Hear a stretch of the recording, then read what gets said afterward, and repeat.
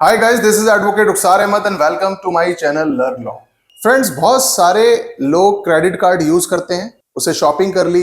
कुछ लोग credit card को स्वाइप करा के उससे कैश भी विड्रॉ कर लेते हैं, अपनी किसी भी जरूरत को पूरा करते हैं। कुछ लोग मजे के लिए भी क्रेडिट कार्ड को यूज करते हैं। और मैंने ये देखा है कि अगर कई सारे क्रेडिट कार्ड्स आपने यूज कर लिए हैं, ज्यादा उधार ले लिया है, ज्यादा शॉपिंग कर ली है, तो आप मिनिमम ड्यूज पे करना शुरू कर देते हैं। मिनिमम ड्यूज पे करते रहते हैं और आपके पास प्रिंसिपल अमाउंट पे करने के पैसे नहीं है।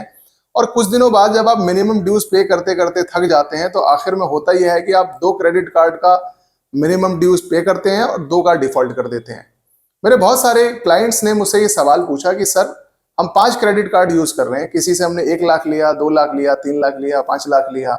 अब मेरे पास इतना पैसा नहीं है कि मैं इन सब का प्रिंसिपल अमाउंट पे कर सकूं, और मिनिमम ड्यूज भी पे करते करते मैं अब थक चुका हूं। अब मुझे क्या करना चाहिए? क्या मैं किसी 2 लोन्स का मिनिमम ड्यूज पे करता रहूं और बाकी लोन्स का क्या मैं मिनिमम ड्यूज भी पे करना बंद कर दूं? आखिर मैं इस समस्या से कैसे निकलूं? फ्रेंड्स, सबसे पहले एक बात ये समझिए कि जब आप क्रेडिट कार्ड के लोन्स के ड्यूज पे कर रहे हैं, तो किसी 2 लोन्स का ड्यू पे करना और 2 लोन का ड्यू ना पे करना ये समाधान नहीं है। जब आपके पास पेइंग कैपेसिटी नहीं है, तो आप सारे लोन्स को आप डिफॉल्ट कर दीजिए। और जो पैसा आपके पास सेव होता है, सपोज आपको हर महीने 20,000 रुपए पे करने थे और 20,000 रुपए महीना आपकी पेइंग कैपेसिटी नहीं बची, और आपकी पेइंग कैपेसिटी 8 से 10,000 रुपए है, तो अब उस 8 से 10,000 रुपए महीना को सबसे पहले तो आप अपने घर की गुल्लक में सेव करिए। अब आपके पास कुछ ही टाइम के अंदर 1 डेढ़ 2 महीने में आपके पास रिकवरी एजेंट्स और बैंक के कॉल आने लगेंगे, और आप बैंक को सीधे सीधे ये बोलिए कि मेरी फाइनेंशियल कंडीशन बिल्कुल भी ठीक नहीं है,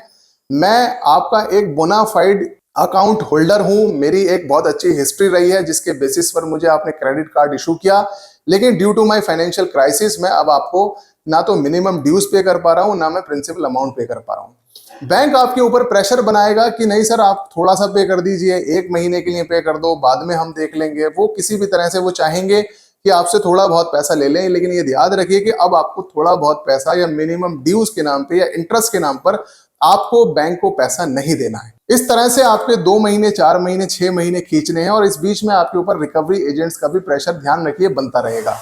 अब आपने जब 20,000 रुपए महीना देना था वो नहीं दे पा रहे हैं। मैंने आपको शुरू में ही बताया कि आप 8 से 10,000 रुपए महीना आप अपने गुल्लक में सेव करिए।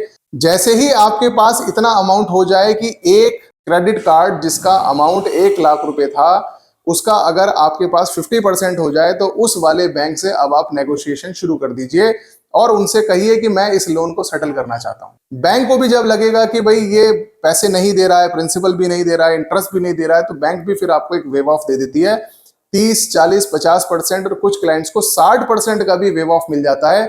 अगर 1 लाख रुपए का लोन आपका 30, 40 हजार, 50 हजार में सेटल हो रहा है, तो आप एक को सेटल करिए, 4 में से अब आपके सिर्फ 3 लोन बचे। इसी प्रोसीजर को फॉलो करते हुए आपको कुछ पैसा और सेव करना है, और 1 बाय 1 आपको अपने सभी लोन्स को सेटल करते चले जाना है। इस लोन सेटलमेंट के इस स्पैन के अंदर, इस टाइम के अंदर, जो परेशानियां आपको आएंगी वो आएंगी रिकवरी एजेंट्स की, आपके पास आर्बिट्रेशन के नोटिस आएंगे, आपके पास डिमांड नोटिस आएंगे, और हो सकता है आपके पास कोर्ट का भी नोटिस आए। इन तीनों से आपको नहीं घबराना है। आपको इनके नोटिस अगर आ रहे हैं तो आप नोटिस को रिसीव करिए, कोई घबराने की जरूरत नहीं है। कोर्ट का नोटिस आने का मतलब ये नहीं है कि जैसे ही आप कोर्ट के अंदर जाएंगे आपको पैसे देने। वहां पर भी आप किसी एडवोकेट को हायर कर सकते हैं, और उसको सिर्फ आपको कहना है कि मैं लोन तो सेटल करना चाहता हूं, आप मुझे किसी तरह से कोर्ट के अंदर टाइम बाय कराइए, 2-4 तारीखें मुझे दिलवा दो। कोई भी एडवोकेट आपकी इसमें हेल्प करेगा, वो वकालतनामा फाइल करने के नाम पर या किसी न किसी प्रोसीजर को के नाम पर आपको कुछ ना कुछ डेट दिलवा देगा। ऐसा भी मुमकिन है मीडिएशन में आपके मैटर को रेफर करा दिया जाए, या लोक अदालत में आपके मैटर को रेफर करा दिया जाए, उसके नाम पर भी आपका लोन सेटल भी हो सकता है, और उसमें टाइम भी आपको मिल जाता है। फ्रेंड्स, ये कुछ ऐसी ट्रिक्स हैं जिनका आप प्रयोग करके, यूज करके, सिर्फ कोर्ट के अंदर या आर्बिट्रेशन प्रोसीडिंग में आप टाइम बाई करते हैं, ताकि आपकी कुछ फाइनेंशियल कंडीशन इंप्रूव होती रहे, और जैसे जैसे आपके पास पैसा आता जाए आपको एक एक करके अपने लोन्स को सेटल करते जाना है। ये एक ऐसा तरीका है जिसे यूज करके हजारों लाखों लोगों ने अपना लोन सेटल किया है, और मैं भी अपने क्लाइंट्स को बड़े पैमाने पर ये सारी एडवाइस देता हूं।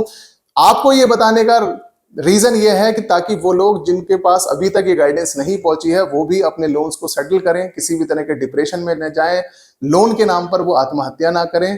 फ्रेंड्स, आई होप आपको अपने लोन्स को कैसे सेटल करना है, और स्पेशली क्रेडिट कार्ड के लोन्स को कैसे सेटल करना है, मैंने आपको डिटेल में बताया। इसके बावजूद अगर आपके जहन में कोई क्वेश्चन है, आप मुझसे इनबॉक्स में पूछ सकते हैं, जिसका मैं आपको टाइमली रिप्लाई करने की कोशिश करूंगा। लास्ट में मेरी आपसे रिक्वेस्ट है कि अगर आपको मेरी वीडियो अच्छी लगी हो तो प्लीज इसे लाइक, शेयर एंड सब्सक्राइब करें। Thank you.